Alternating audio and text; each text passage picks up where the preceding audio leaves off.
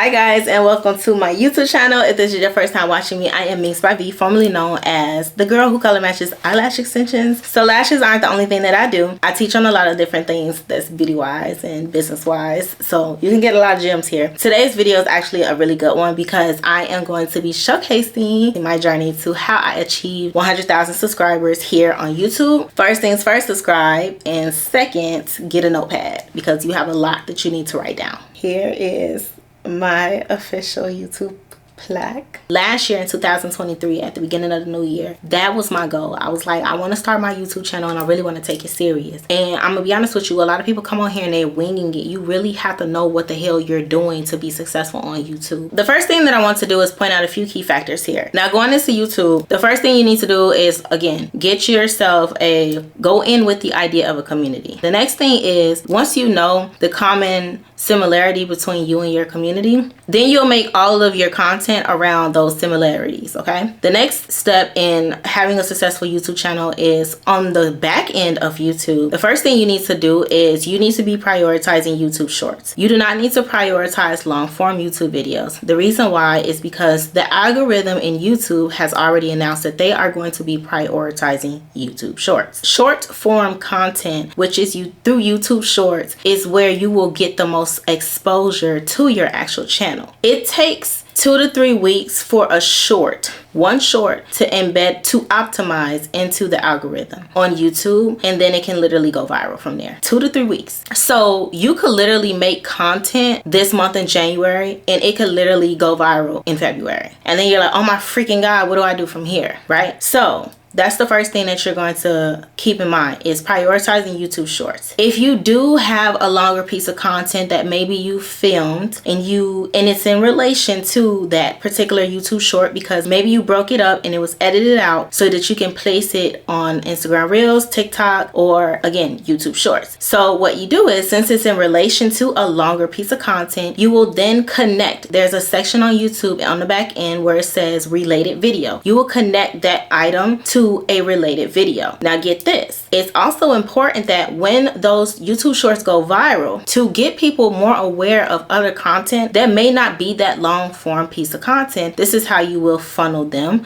to your long piece of content. Here's the tea on the long form content. Long form content, unlike YouTube shorts, it takes about 2 to 3 months for that piece of content to actually fully embed itself and then optimize in the algorithm. I make a lot of video tutorials of lashes, and so if there's a longer video that I make in relation to some of these tutorials that I create, I will then connect them to that long form piece of content. So this is where people start to say remain consistent. Okay, whenever you are uploading on YouTube, do not just blind upload. Schedule your posts before you upload. It's better for the post to be scheduled because on the back end, YouTube sees the content already that's scheduled first before they see any content that is not scheduled, and they will prioritize that content. Once that content is prioritized, then what will happen is when it's time for it to go live, if you have followers, they're going to get it on their feed before someone else who just blindly just decided like, oh, I uploaded my video into the system, let me hurry up and just click post. That's what you don't want to do.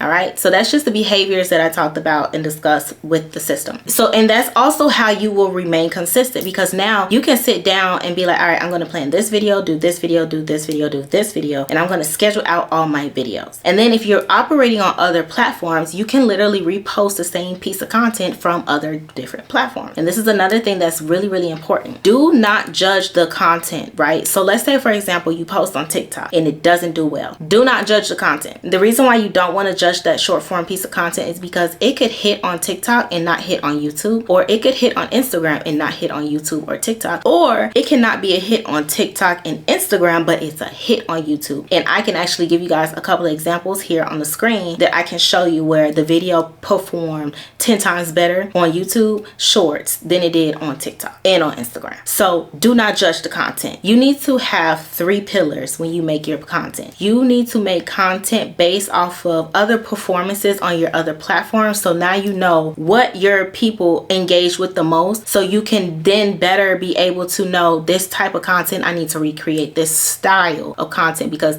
people from my other platforms keep coming back to this style of content. All right, so for example, people talk about making storytelling content. Storytelling content is because people are invested in an outcome. If you can take them from the beginning, give them the middle sauce, and then the end, that's going to be great. That's storytelling content. If you want to, I think it's really important, and I didn't learn this until, I'm going to tell you right now, when I started to post my content, I actually made my best performing video and didn't even realize I was storytelling. Like, I didn't realize that stuff. Like, that wasn't the strategy. I just wanted to tell people what the hell I experienced, and then it blew up, and it's been like this since. And the reason why people say be authentic and be yourself is because that is the most organic form of energy and frequency. People can feel it through the screen, like it's a real thing. Like, if you showing up and you sad or something, people can feel your emotions. If you're super excited and you vibing, you see people dancing, hype, looking hype on the screen, that's because that energy is transferring to you as a frequency throughout the screen. There's a software called vidIQ. vidIQ is a software that basically, it'll help you understand SEO for the best. Yeah, let's say for example, you don't have other platforms where it's like you have a lot of traction and engagement for your content. What's going to help your content work is utilizing SEO. So SEO is extremely important because YouTube is a search engine. It's just like Google. It's just a visual version of Google, where at Google you just read articles, but YouTube you actually get visuals to the information. Okay, so they both behave the same way, and it takes time for those things to optimize and be embedded in what is called the search engine. So right now YouTube has always been the biggest search engine, and now TikTok has surpassed YouTube because TikTok is where people go to get quick answers and search for stuff, right? So YouTube's trying to compete with TikTok. That's why they put shorts out, because people were giving good content in short form, and so YouTube was like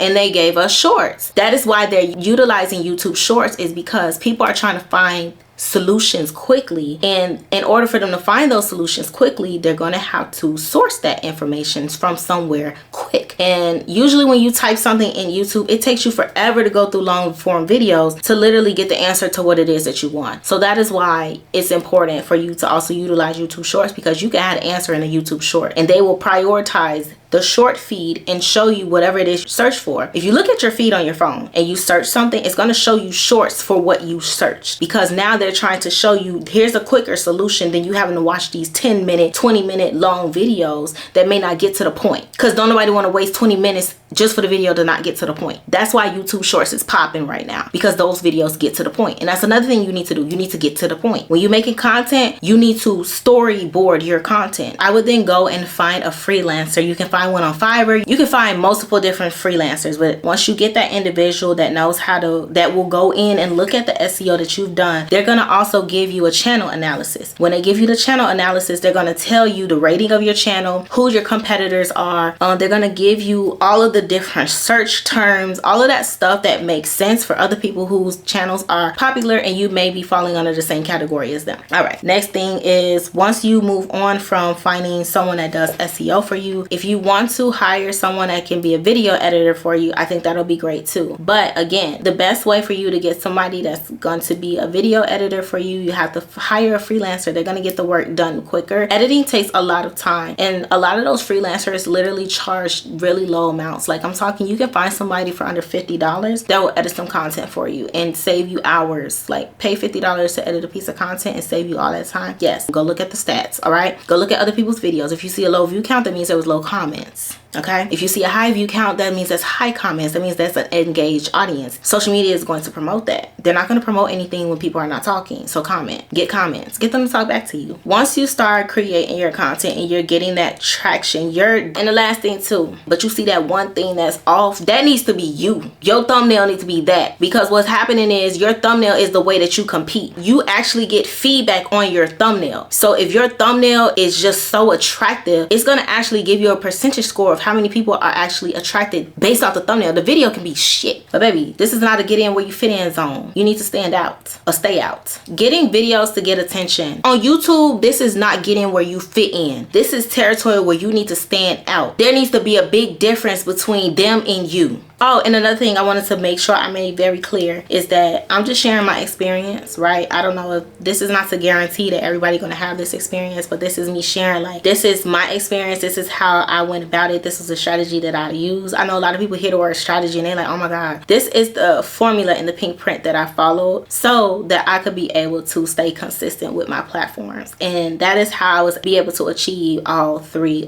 platforms, growing at such a fast pace, staying consistent, and keeping engagement up. Thing is in alignment, don't even come over here because you're gonna be disappointed and you're gonna give up. That's my video, y'all. Thank you so much for watching. I do have a video too because your mindset and all of that stuff does matter too. So again, thanks for watching my video, guys. Don't forget to subscribe. I'll see you guys in the next one.